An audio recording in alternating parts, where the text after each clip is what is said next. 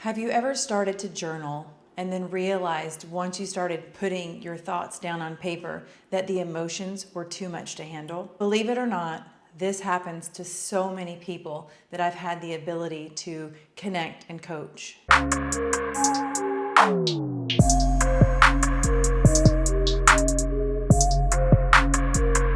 What's really unfortunate is that we as a society have been really left in the dark when it comes to emotional intelligence and emotional education. We are souls having a human experience. And part of the human experience, well, actually, the entire human experience is one of emotion. We were not taught by emotionally intelligent parents, unfortunately.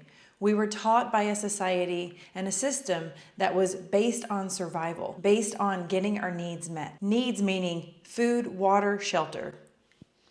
Emotional security and emotional acknowledgement wasn't something that has been passed down through generations. But we are living in a time of material and financial abundance for the most part compared to all places in the world. And now more than ever, we are seeking and searching for emotional connection in relationships. But that first place of emotional connection must come with ourselves, or it must be with ourselves. This is the power of journaling, understanding who and what we are on an emotional level. And when we are able to first connect with ourselves, we can create deeper connections with others.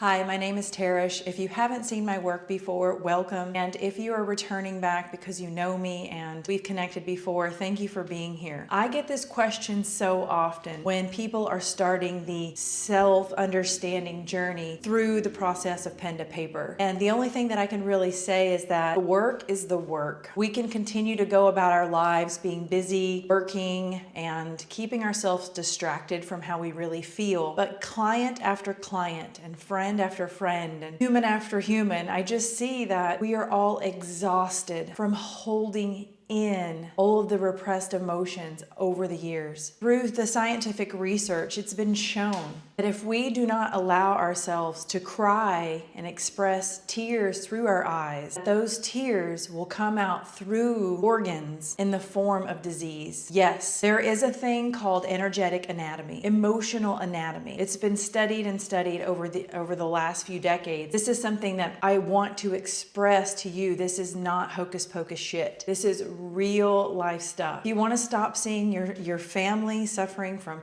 chronic disease and cancer, then look in the mirror and ask yourself, how can I start to address these deeper emotional issues that I'm repressing and suppressing? Because that's what chronic disease truly is. It's emotional disease. It's the inability to express, feel, and work through unpleasant emotions. That's it. There was a great TED Talk from a scientist that really explained it well.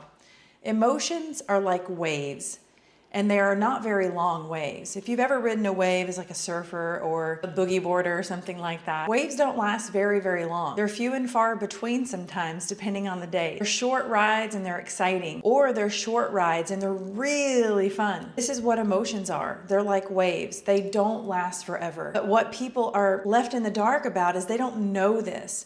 When we start to feel these unpleasant and foreign emotions, the first thing is like, shut it down. Or if you're like me, I'm 41, if you've lived your whole life, say you've lived on this earth for 30 years, and you've completely repressed all of the emotions that you've ever needed to feel for 30 years, it's gonna feel like a huge tsunami coming at you. This is very scary, I get it. But if we continue to stop them and push them down, we're gonna continue to create this exhaustion and anxiety and over time disease. A little trick that I used when I was in the Navy and I was deployed for months and months at a time, I had to repress emotion a lot, just like you do in the real world. We can't just be crying at the drop of a dime in the real world. People think we're nuts. I mean, I get it. But what I would do is when I just knew I needed an emotional release, Please don't make fun of me.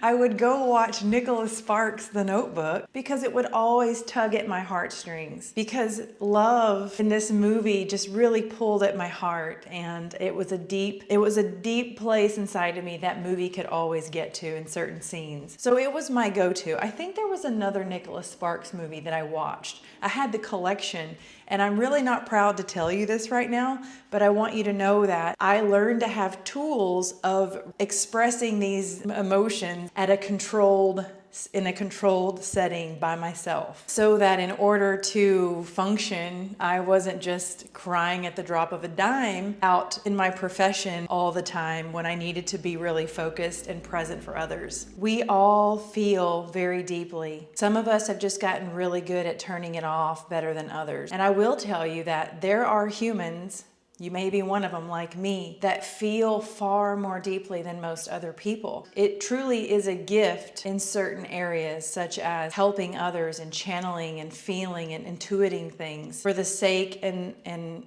service of others. But when misunderstood, like I haven't misunderstood myself my whole life, it was very frustrating, challenging, and embarrassing.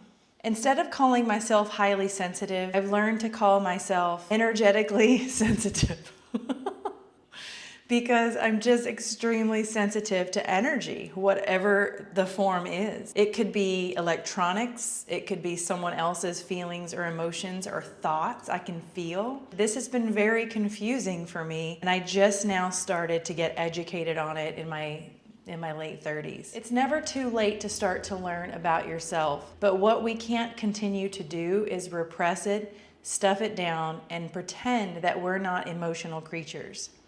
If you want to know more about this subject, you can start to actually type in on YouTube about healing emotion and start to listen to other people's perspectives.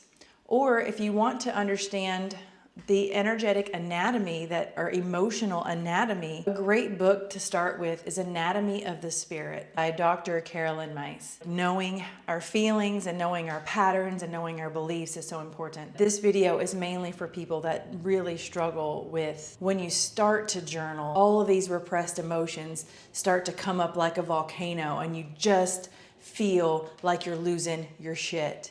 I get it. It is not going to last forever. Allow yourself to fall apart when you're writing, when you're crying, and when you're struggling through these emotions.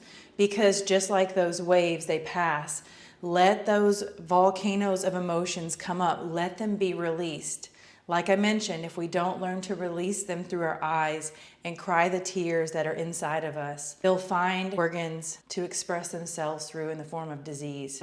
I've been working with a healer now for 3 years, learning to be an energy healer myself.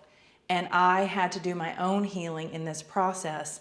And every time I go to class, they basically just put the box of tissues right in front of me when we start going.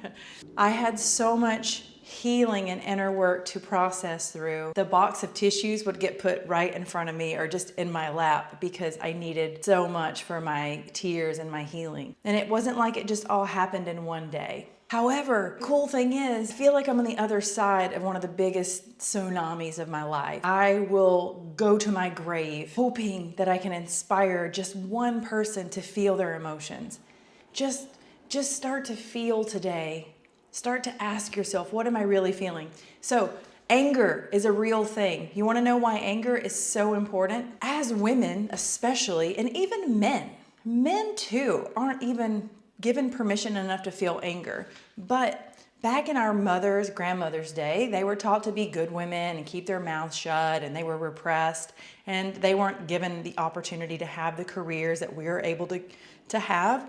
So there's a lot of repressed anger in society, women, and that repressed anger can really make us feel crazy. It can spew out on the people that we love the most. And what happens is we end up feeling ashamed. So it was really cool. In 2019, I went to the Big Island of Hawaii and to this healing center, and I was doing some volunteer work there. But we also did some bioenergetics work. And what that was getting our body moving and also getting our energy, our spine to move, which, you know, I'm all about the yoga practice and getting the body to move. In this particular class that we did, we also got to scream and yell and say anything that come up and come out of us. And the teacher was a really amazing teacher at getting us to feel this repressed anger and emotion. It was an exhilarating and very overwhelming experience, but I'm really happy that I chose to do it. So that might be something, you know, I recommend some of my clients, like, go outside and scream out into nature. Put on a heavy metal song that invokes a lot of feeling and scream it at the top of your lungs. Or maybe just scream out the car window when you're driving down the highway. I don't think there's anything wrong with these things as long as someone doesn't commit you and get you pulled over for drinking. Just kidding.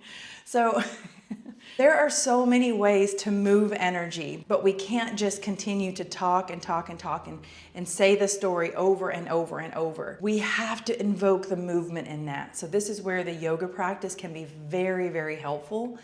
Practicing breath and body movement and expressing the feelings and getting in touch with how we're feeling. For me, I used to use fitness as an escape, and that was really great, but it was more of a suppressive tool, the fitness piece of it, and I never really got in touch with my feelings because I wasn't in touch with my breathing, and ultimately I was kind of punishing my body. So I do recommend a sort of more of a healing and nurturing body movement instead of one that's going to continue to shove it down. And that was my fitness routine for me. However, I can be a little compulsive and obsessive, so I'm not saying that that is necessarily what you are going to be doing. All right, I hope this video has been slightly helpful, at least in starting the conversation about uncomfortable emotions and where to get started and how we can move energy. This video was created because someone had a fabulous question.